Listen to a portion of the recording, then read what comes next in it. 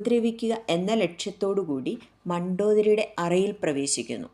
മണ്ടോദരിയെ കണ്ടയുടനെ അവൻ പല്ലുകളൊടിച്ചു നെഞ്ചിൽ തല്ലി ഭയങ്കരമായി മുറുമുറുക്കാൻ തുടങ്ങി. ഭയചകിതയായ മണ്ടോദരി വിലപിച്ചു, ഹായ്, എന്തൊരു കഷ്ടം! എൻ്റെ ഭർത്താവ് ധ്യാനിച്ചിരിക്കുന്നു. ഈ കുരങ്ങുകൾ എൻ്റെ പവിത്രതയെ ഭീഷണിപ്പെടുത്തുന്നു. അവളുടെ വാക്കുകൾ കേട്ട് ലജ്ജിച്ച് രാവണൻ കണ്ണു തുറന്നു.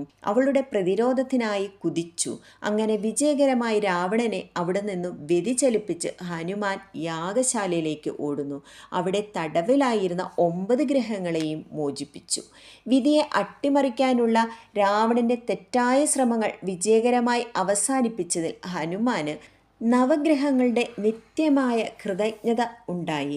അന്നു മുതലാണ് നവഗ്രഹങ്ങളുടെ ഏത് പ്രതികൂലമായ സാഹചര്യങ്ങളിൽ നിന്നും ഭക്തരെ രക്ഷിക്കുവാൻ ഹനുമാൻ പൂജ മതി അല്ലെങ്കിൽ ഹനുമാൻ ആരാധന മതി എന്ന് പറയുന്നത്. ഇനി